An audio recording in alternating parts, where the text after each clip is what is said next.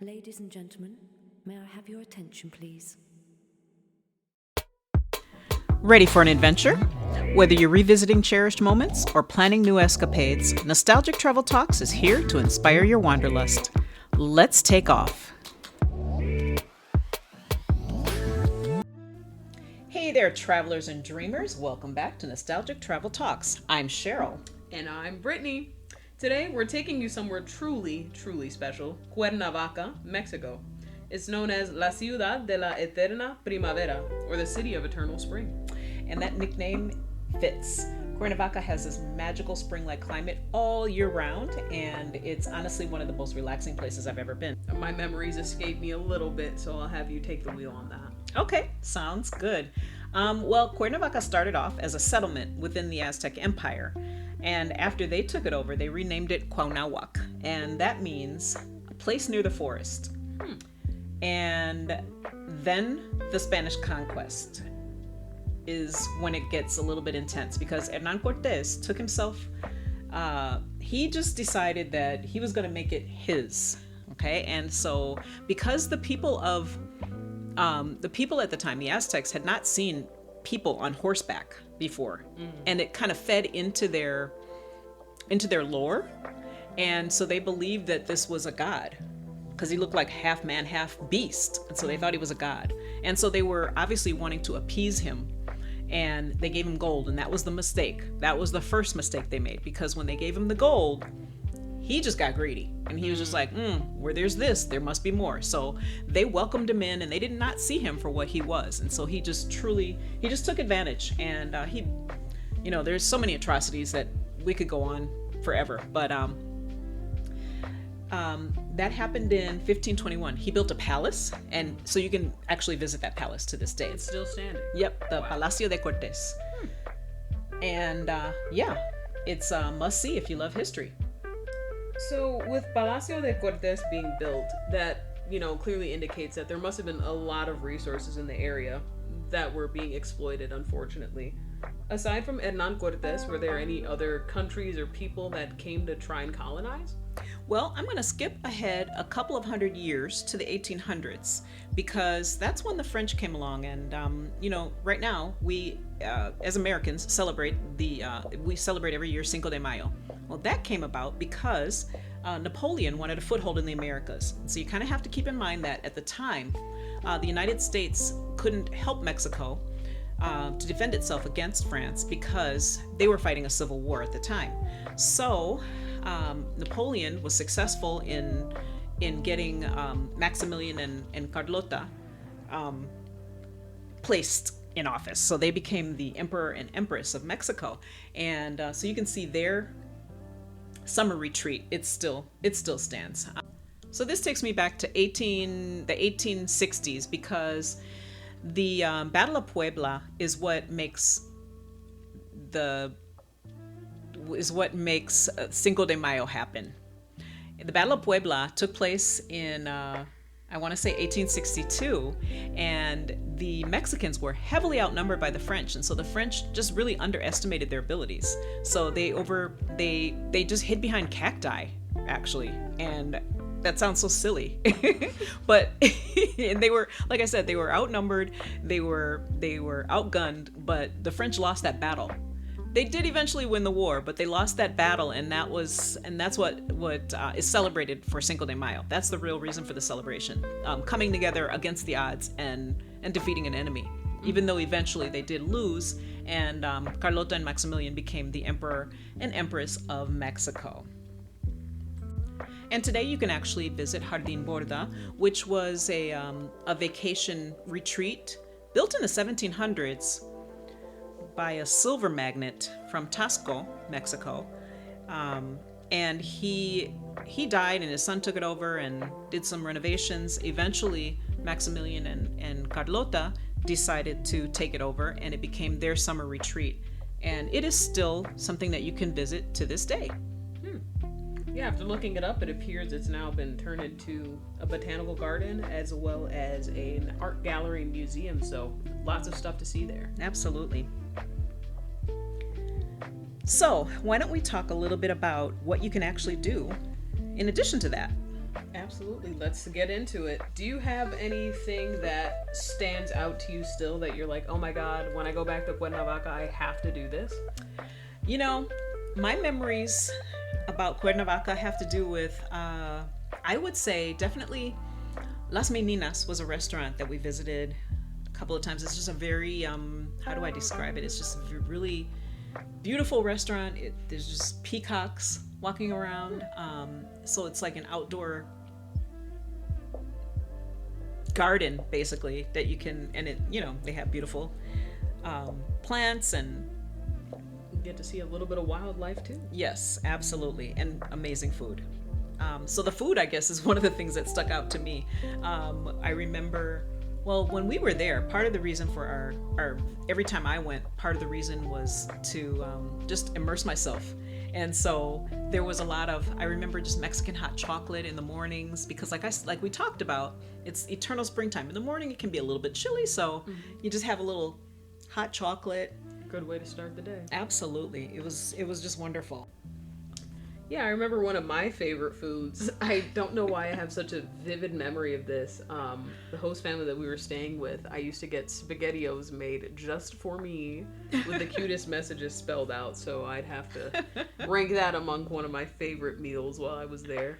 Also, I remember going to the movie theaters. I don't even remember what movie we went to see, but I Fantasia remember 2000. that's the one. And I just remember going to the soda station, and there were a lot of bees around, so I mean, you know, it was good stuff. It's good stuff all around. Absolutely.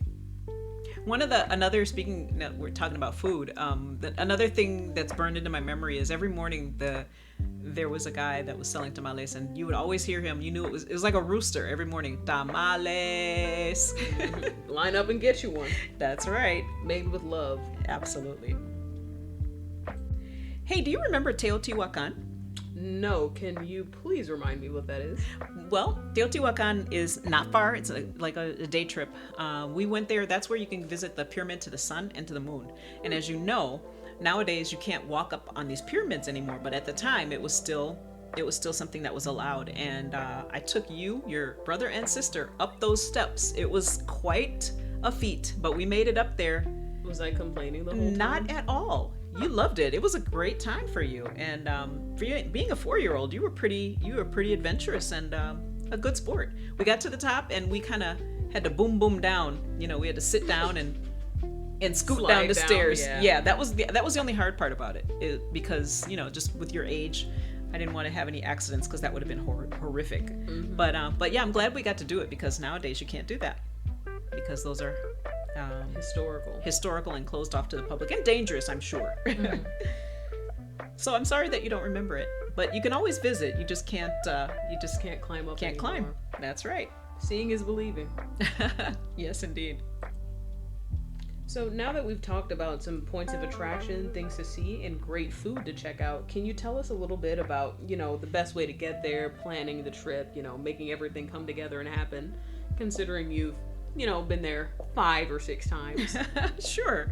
I would say from any major city, you can fly into Mexico City, because it's huge.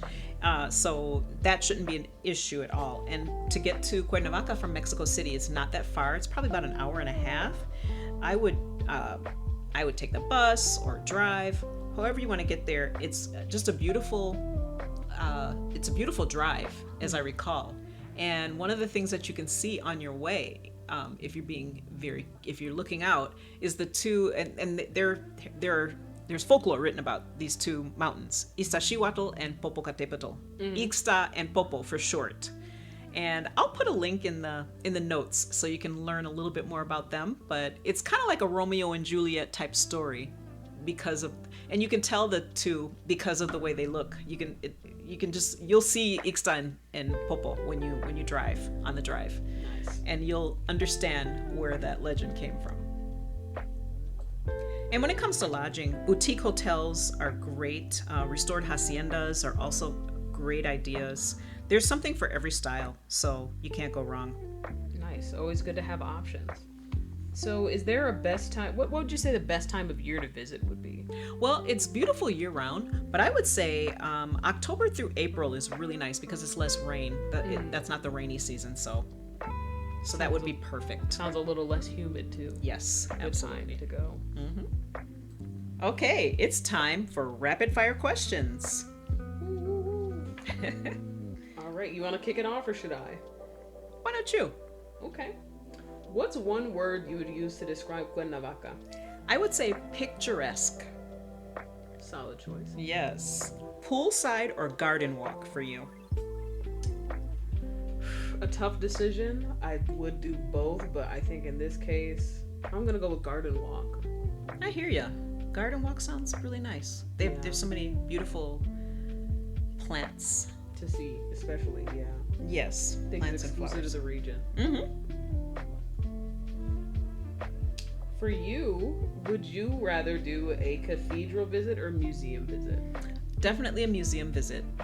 There are so many museums, not just in Cuernavaca, but in Mexico in general, in like a day's drive away. So I would definitely do the museum visit. What about you?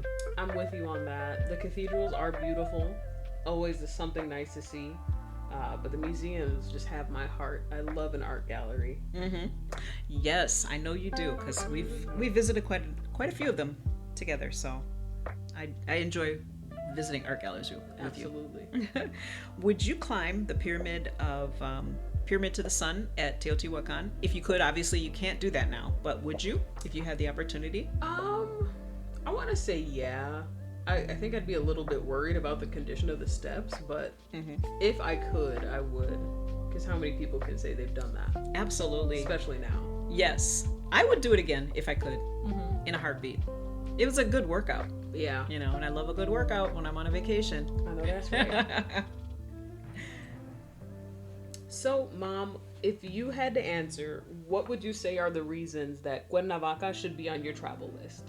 I would say because, you know, the thing that drew me to Cuernavaca in the first place, the reason I went there the first time was to study Spanish in an immersion setting. So that is definitely still a reason that I would visit. I would go back. I would take some classes. They have classes for everybody. The school that we went to was called Cuernavaca, which was, as I mentioned earlier, was the original name of Cuernavaca. And they have classes for every ability group. When you get there, they test you. They give you like a language test. They talk to you to kind of gauge what your ability level is. They give you a written test, and then they place you in classes, and they're always small classes, like 4 people or less. And so they just do a really great job, and it's so picturesque. It's just a great way to learn, because you can be outside. You can learn outside by the pool. They're just different kinds of classrooms and things like that. I would say, and also the proximity to Mexico City and other places, like there's Mexico City to visit. There's the floating gardens of Xochimilco. We didn't talk about that earlier. There's, we talked about Teotihuacan a few times. There's Tasco. There you can buy silver in Tasco. There's so many museums that you can visit. There's Acapulco's not that far. So there's just so many things. Cuernavaca all alone is worth it, but it also has all of these things In the surrounding areas. Yes, absolutely. So those are my reasons. We love to hear it. Yes, indeed. And speaking of things we love to hear, we would love to hear from you, our beloved listeners. Absolutely appreciate you guys tuning into our episodes and hearing what we have to say. But let us know, have you ever been to Cuernavaca? What'd you like the most about being there? And if you haven't gone, does this episode make you want to visit? Drop us a message, or you can also tag us in your travel pics. Don't forget to follow us for more dreamy destinations, more conversations, funny banter. And if you need any help planning a trip to Mexico or really anywhere in the world, don't forget to hit us up, visit Nostalgic Travel, and let us help you craft a journey full of memories and great times. And thank you for joining us. And get ready, because next time we're diving into something else really special. Don't forget to subscribe. Make sure your notifications are turned on whichever platform you're tuning in so you don't miss anything from us. We appreciate you guys tuning in. And until next time, hasta luego. Adios. Thank you for tuning in to Nostalgic Travel Talks. I hope today's episode inspired you to dive deeper into your next journey. If you enjoyed our conversation, don't forget to subscribe and leave a review. It really helps others discover the show. And if you want even more insider tips, exclusive travel deals, and personal stories, be sure to sign up for my newsletter. Just head over to my website, nostalgictravelco.com, and hit subscribe. Until next time, keep exploring and keep making those unforgettable travel memories.